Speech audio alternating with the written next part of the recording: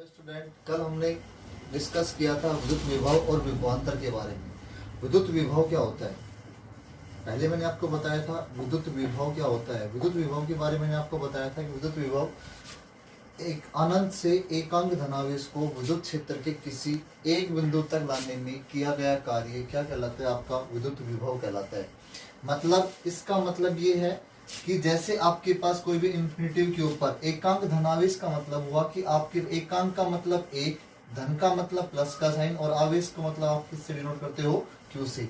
तो एकांक धनावेश मतलब एकांक धनावेश को ये क्या है आपका अनंत, आपने मान लिया कि अनंत पे रखा है, ये आपका विद्युत क्षेत्र है। इस विद्युत क्षेत्र के किसी एक बिंदु तक, वो बिंदु ये भी हो सकता है आपका, ये भी हो सकता है, ये भी हो सकता है, ये भी हो सकता है, ये या फिर ये या फिर ये, किसी भी एक बिंदु तक लेके आने में किया गया कार्य आपका क्या क्या कहलाता है बेटा, विद्युत विभव। जबकि विभवांतर क्या होता है,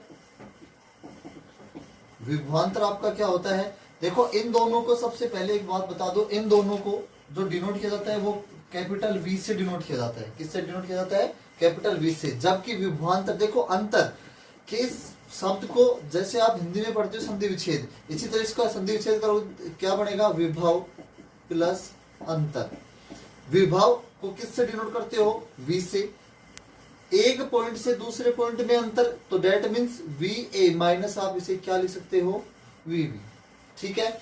अब देखो विभवांतर होता क्या है, इसमें आपने लिखा था कि अनंत से एकांक धनावेश को विद्युत क्षेत्र के किसी एक बिंदु से दूसरे बिंदु तक ले जाने, एक अनंत से एकांक धनावेश को विद्युत क्षेत्र के एक बिंदु तक, किसी एक बिंदु तक ले जाने में किया गया कार्य कहलाता है विद्युत विभव। जबकि विभवांतर के बारे में आपने ये पढ़ा था ये कि एकांक धनावेश को विद्युत क्षेत्र, ये आपका क्या है, विद्युत क्षेत्र। क्या है बेटा, विद्युत क्षेत्र। ये आपका विद्युत क्षेत्र है। एकांक धनावेश, मान लो ये विद्युत क्षेत्र में एकांक धनावेश आपका ये है। एकांक धनावेश को विद्युत क्षेत्र के एक बिंदु, पहला बिंदु ये है, दूसरा बिंदु ये हो सकता है, ये हो सकता है, ये हो सकता है, ये हो सकता है, ये हो सकता है, ये हो सकता है, ये या फिर ये, किसी भी एक बिंदु से दूसरे बिंदु तक ले जाने में किया गया कार्य क्या कहलाता है, आपका विभवांतर। अब ये पॉइंट आपको ए पॉइंट मान सकते हो, इस पॉइंट को आप क्या मान सकते हो, बी पॉइंट मान सकते हो। तो ए पॉइंट है तो विभव क्या है आपका, वी, जिसे आप डिनोट करते हो वी से, तो ए पॉइंट का विभव क्या हो गया, वी ए, और बी का क्या हो गया, वी बी। तो विभवांतर क्या हो गया आपका, V A minus V B. किसके ऊपर काम कर रहे हो बेटा आप, एकांक धन आवेश के ऊपर। और किया गया कार्य को किससे डिनोट करते हो, डब्ल्यू से, और एकांक आवेश क्या है आपका, क्यू। तो इसका फॉर्मूला क्या बनेगा आपके पास, V A minus V B is equal to W upon Q. इसको मैं कंबाइंड रूप से v भी लिख सकता हूं, तो v is equal to W upon Q. यहां से हम अलग अलग, हमारे पास विभवांतर ये हो गया। अब मैं यहां से w वैल्यू अगर निकालना चाहूंगा तो w इज इक्वल टू हो गया v इंटू क्यू।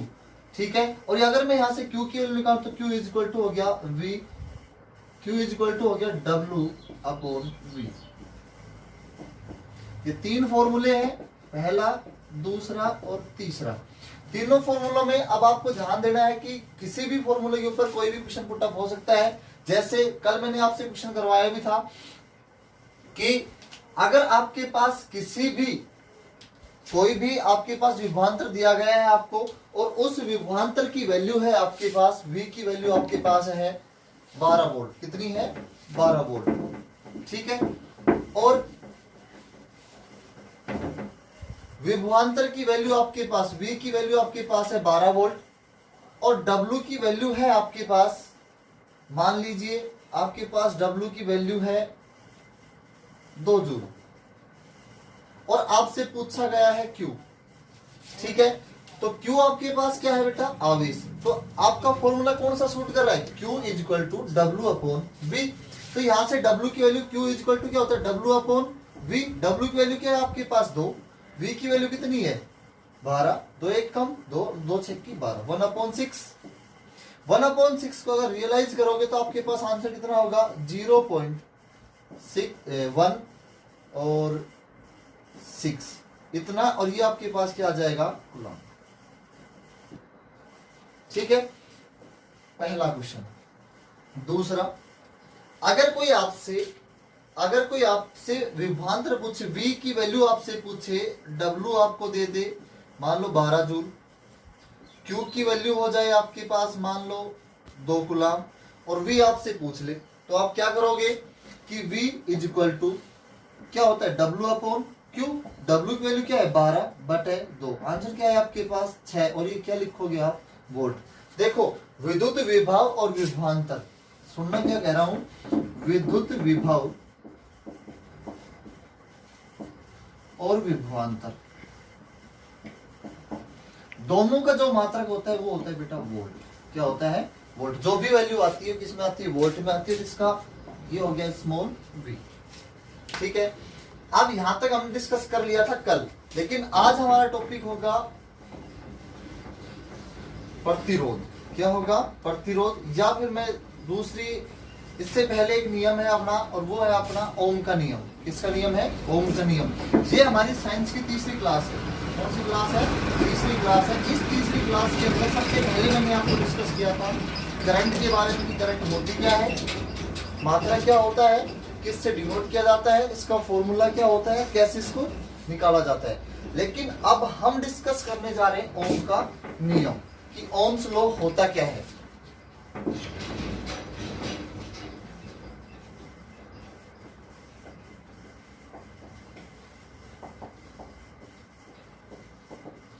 ओम का नियम क्या होता है। ओम के नियम में ये कहता है कि सबसे पहले, जैसे मैं आपके पास डायग्राम से डिनोट कर देता हूं इसको,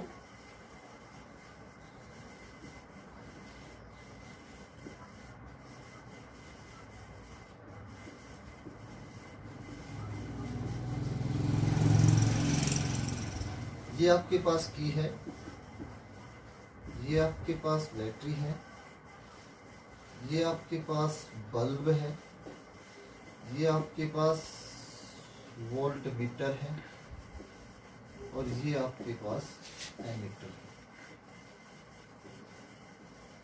है। देखो हमने ये बताया था कि करंट हमेशा प्लस से माइनस की ओर फ्लो होती है, मतलब हमेशा विद्युत धारा प्लस धन सिरे से ऋण सिरे की ओर बहती है। अब धन सिरा ये है, ऋण सिरा ये है, ये आपकी की है। जिस तरह आपके घर में स्विच होते हैं, किसी भी उपकरण को चलाने के लिए घर में स्विच होते हैं, उसी तरह हमारे सर्किट के अंदर भी क्या है, हमारे पास की है, जिसे आप कुंजी कहते हो। क्या कहते हो, कुंजी कहते हो। जैसे ये कुंजी को ऑन किया, इसमें धारा प्रवाहित होने लग जाएगी। ये धारा कहां से कहां जाएगी, ऐसे बहेगी। ठीक है, अब ऐसे बहेगी तो इसके अंदर ये बल्ब है, ये ग्लो होगा, मतलब जलेगा। क्यों, क्योंकि विद्युत धारा बह रही है। अब देखो ओम का नियम क्या कह रहा था, ओम का नियम ये कह रहा है कि यदि किसी चालक तार की भौतिक अवस्था अपरिवर्तित रहे। देखो ध्यान देना, क्या कह रहा है, भौतिक अवस्था, इसके बारे में बात कर रहा है वो, भौतिक अवस्था। भौतिक अवस्था क्या हो सकती है, किसी भी पदार्थ की भौतिक अवस्था हो क्या सकती है,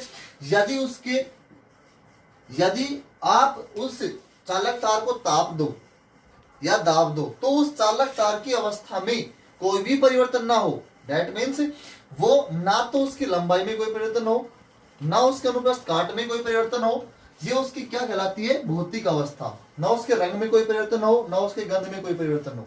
ठीक है, वो उसकी कहलाती है भौतिक अवस्था। भौतिक अवस्था, भौतिक अवस्था का मतलब था यदि किसी चालक तार को ताप दे दाब दे तो उसकी अवस्था में कोई परिवर्तन ना हो, वह उसकी कहलाती है भौतिक अवस्था। अब हम ये कह रहे हैं कि उस चालक तार की भौतिक अवस्था में कोई परिवर्तन ना हो। यदि किसी चालक तार की भौतिक अवस्था अपरिवर्तित रहे तो चालक तार में बहने वाली धारा का मान, क्या कह रहा हूं, यदि किसी चालक तार की भौतिक अवस्था अपरिवर्तित रहे तो चालक तार में बहने वाली धारा का मान चालक तार के दोनों सिरों पर उत्पन्न विभवांतर के समानुपाती होती है। ठीक है, अर्थात V समानुपाती होती है बेटा किसके, I के। V आपके पास क्या है, विभवांतर, I आपके पास क्या है, विद्युत धारा। अगर इस समानुपाती के चिन्ह को जब आप हटाते हो यहां से, तो V इज इक्वल टू हो जाता है आपके पास I into R। That means ये R है, ये R आपका है समानुपाती स्थिरांक।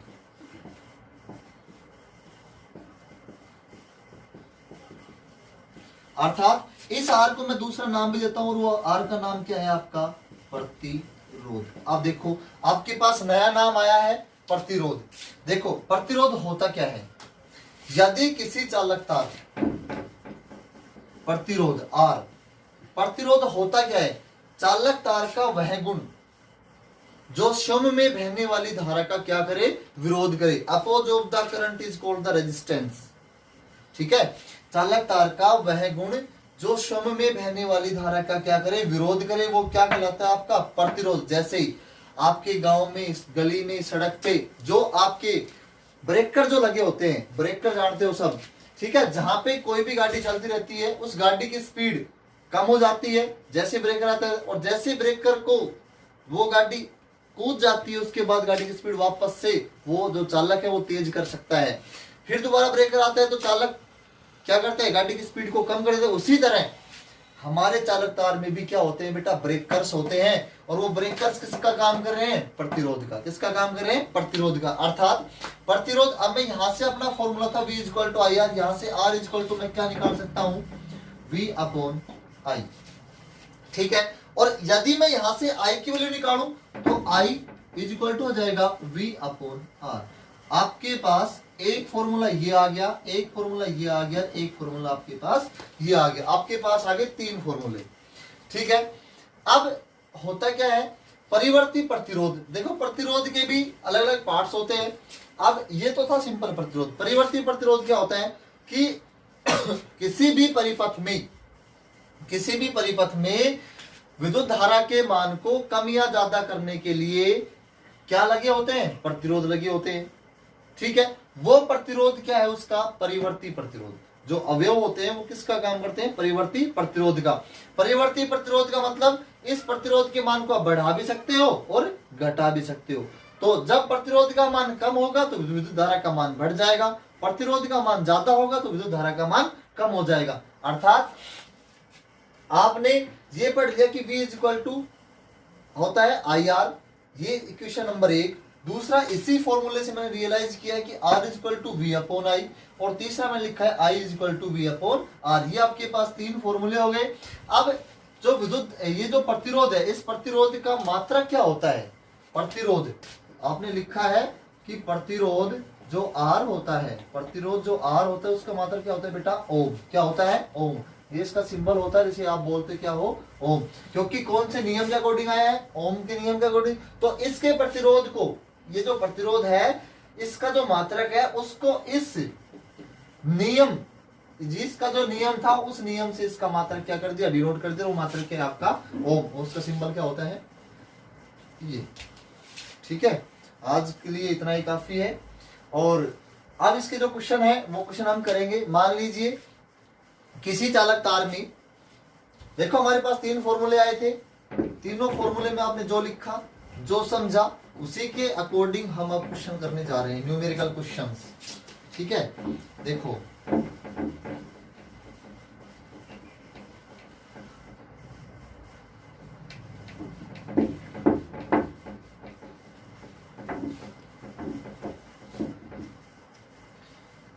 आपने पढ़ा था पहला V is equal to I into R, दूसरा आपने पढ़ा I is equal to V upon R, और तीसरा पढ़ा R is equal to V upon I. ठीक है, अब पहला क्वेश्चन सुनना। यदि किसी चालक तार में 0.5 एम्पियर विद्युत धारा, यदि किसी चालक तार में 0.5 एम्पियर विद्युत धारा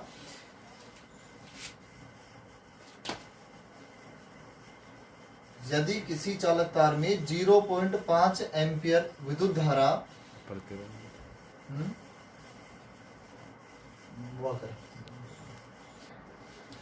12 वोल्ट चालक तार में 12 वोल्ट, V की वैल्यू कितनी है आपके पास, 12 वोल्ट। चालक तार